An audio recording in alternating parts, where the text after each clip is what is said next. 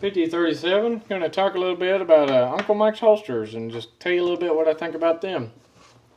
Start with my belt holsters I got. I got one for a little snub nose revolver, and I got one for a full size polymer gun, pretty much. I mean, I'm sure you can fit metal guns in this, but that's what I use it for.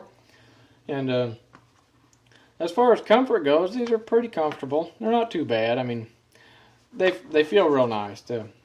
The material feels real good on you, and they resist sweat real well. I mean, I'm sure it don't smell the best in the world, but you couldn't tell just by looking at it that I've sweat on it or anything.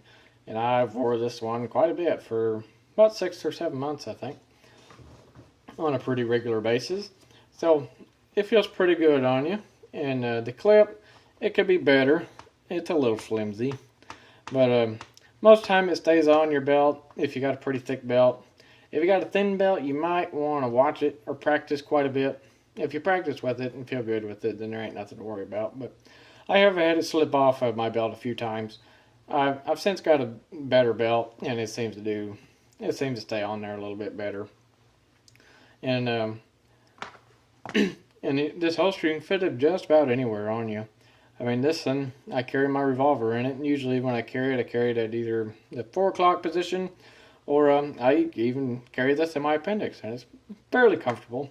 Usually I can it sideways like that. It feels a little bit better.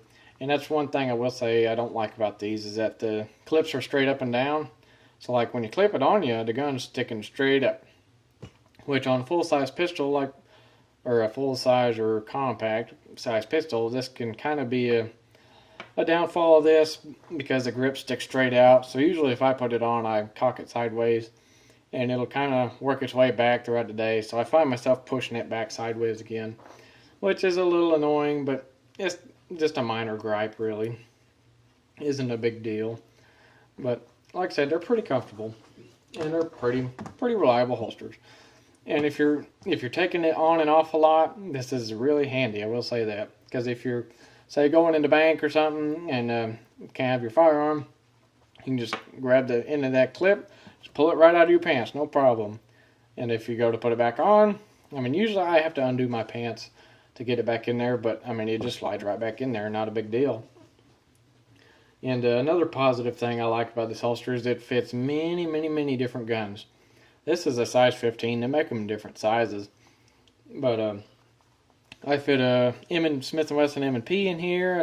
I fit a Smith & Wesson SD9VE, a Ruger SR40C, a SIG P250, a SIG 2022, and I'm sure I fit another gun or two in this. So it's very versatile. If you're going to have a lot of compact or a lot of similarly sized guns that you like to carry, this is a good choice, I will say that, because it's not specifically molded to one gun. So many different guns will fit in this holster. And that's enough for the belt holsters. They're pretty decent holsters, especially for the price. I think I paid about $10 a piece for them, so I mean, they ain't too bad. And here is a pocket holster I got from them too. Has some material on it that's supposed to help it stick in your pocket, and it does an okay job. Most of the time, I'd say about 90% of the time, it sticks in my pocket. But every once in a while, it does like to slide out if I'm wearing a bigger pocket, which that's not necessarily the holster's fault. I mean, I don't know why they couldn't just do the whole holster like in that kind of material, but I'm sure there is some sort of reason. It may be to keep costs down, because this holster, I think it was still like 10 or 12 bucks, so it's pretty cheap too. But if you're getting new to carrying, or you're just not sure if you want to carry and you just kind of want to feel it out, these are some decent holsters to try. They're real cheap. Now, they can give you a false sense of carrying, because they can be a little uncomfortable at times. Like I said, with the gun being straight up and down, it can kind of stick out, and it can kind of sag down in one spot on your belt. But so they're not the best holsters, but I mean, then again, you're only paying $10 for them. You can buy 5 of these for what you can buy a nice Alien Gear holster for. So I mean, you got to think about that too. And I'd recommend them just to get started with, or just to have, like I said, this, and if you got a bunch of similarly sized guns, a great holster to have around just to carry them all.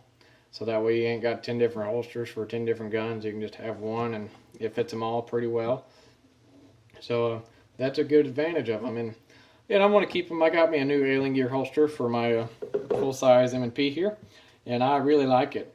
And I done a review on it, so check it out. But like I said, these are just cheap holsters, and they aren't bad holsters, so I wouldn't feel bad buying them. And I don't plan on selling any of them. But thanks for watching, and hope that helps.